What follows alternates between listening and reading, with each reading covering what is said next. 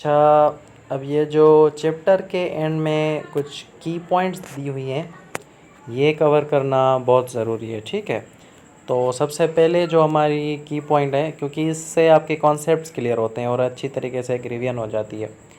पहला है हमारे पास कि cell cycle is a series of events starting after cell division to the next division. जो सेल साइकिल होती है बेसिकली क्या है, वो सीरीज़ ऑफ इवेंट्स हैं कि उसमें इवेंट्स होते हैं कौन कौन से। जैसे आपने पढ़ा कि G1 फेज़, G2 फेज़, ठीक है, S फेज़ हो गया, फिर G0 फेज़ है। तो ये सारे क्या है, इवेंट्स हैं। उसके बाद हमारी माइटोसिस स्टार्ट हो रही थी। तो इसका रीज़न क्या है, the cell cycle is a continuous, ठीक है, process where a cell grows, duplicates DNA and divides again.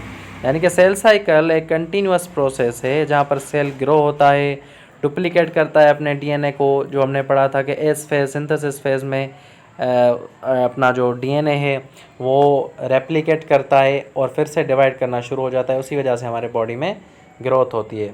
दूसरी पॉइंट है, by mitosis a cell division into two daughter cells and each daughter cell receive the same number of chromosomes as were present in the parent cell।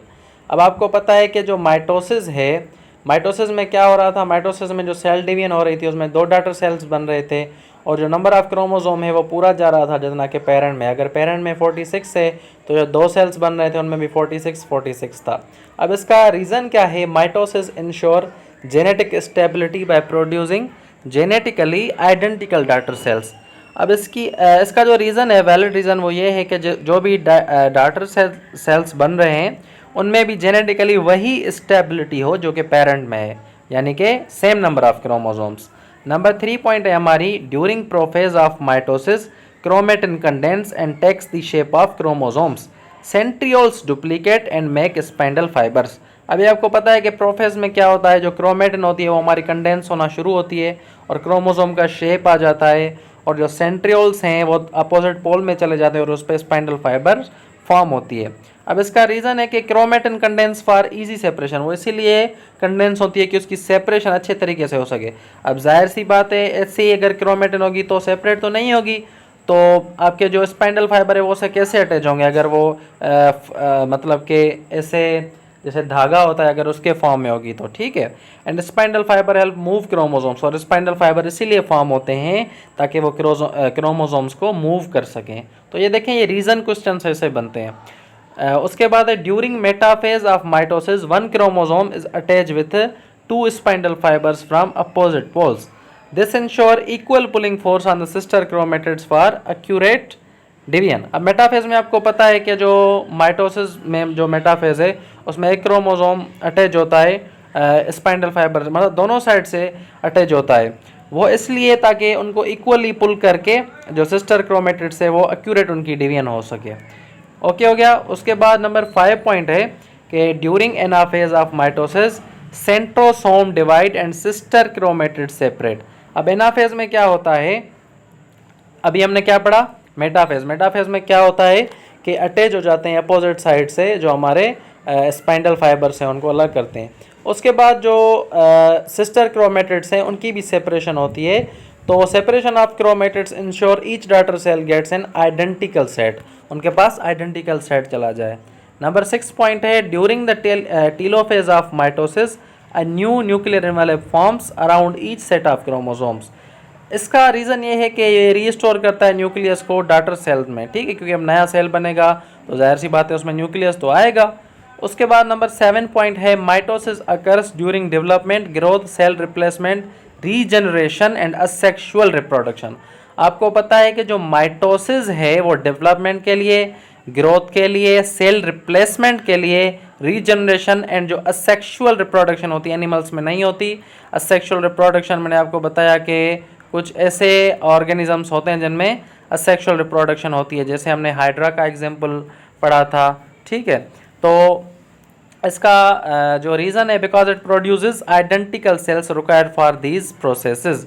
उसके बाद number 8 point है कि meiosis is the type of cell division in which each daughter cell receive half number of chromosomes, half number of chromosomes as compare to the parent cell. और उसको हम क्या बोलते हैं, मैंने आपको बताया था ना कि एक जो हमारा पेयर होता है उनको हम सेक्स सेल बोलते हैं, और जो 22 होते हैं उनको ऑटोसोमल क्रोमोसोम्स बोला जाता है। तो जो सेक्स सेल फॉर्मेट होता है, आपको पता है कि गैमीट वगैरह, ये हमने पढ़ा था कि मियोसिस को रिडक्शन डिवीजन भी बोला जाता है, ठीक है। तो मियोसिस ऐसे किस्म की सेल डिवीजन में से डॉटर सेल में क्रोमोसोम का नंबर हाफ हो जाता है। During prophase 1 of meiosis homologous chromosomes form pair, the non sister chromatids exchange their segments in crossing over. ये पैकेटीन की बात हो रही है, ठीक है। अब crossing over, why crossing over is important? Crossing over is important because it creates genetic variation, क्योंकि जितना भी जेनेटिक वेरिएशन है वो क्या होता है, आपस में चेंज होता है। अच्छा, ये कॉन्टैक्ट है, अगर जिसको प्रिपरेशन करनी है या फिर ग्रुप ज्वाइन करना है पेड, तो ये नोट्स आपको वहाँ पर मिल सकते हैं, और वीडियो लेक्चर्स भी वहाँ पर अवेलेबल हैं। पर्सनल किसी को तैयारी करनी है तो वो भी आप इस नंबर पर रब्ता कर सकता है। नंबर 10 पॉइंट है कि during metaphase 1 of meiosis 1 pair of homologous chromosome is attach with the spindle fibre form opposite poles.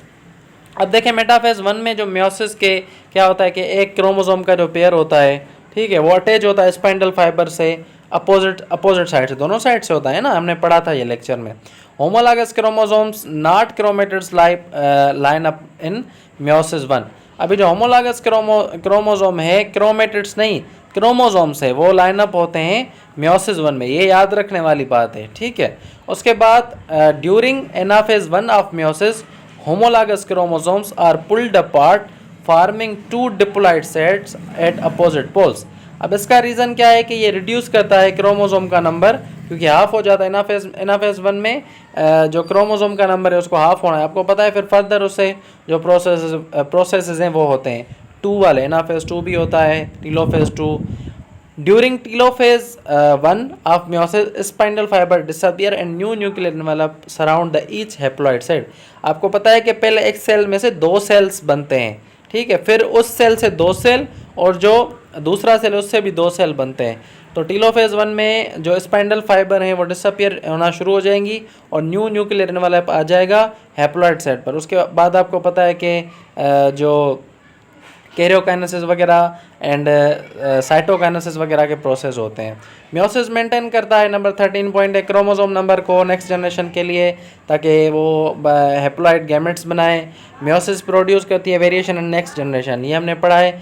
अभी रीज़न देखें इसका कि fertilization restore diploid number variations ensure diversity. ये वही बात है जो कि पहली पॉइंट में भी थी कि फर्टिलाइजेशन रिस्टोर करती है डिप्लॉयड नंबर, यानी कि फुल नंबर ऑफ क्रोमोसोम जब फर्टिलाइजेशन हो जाती है।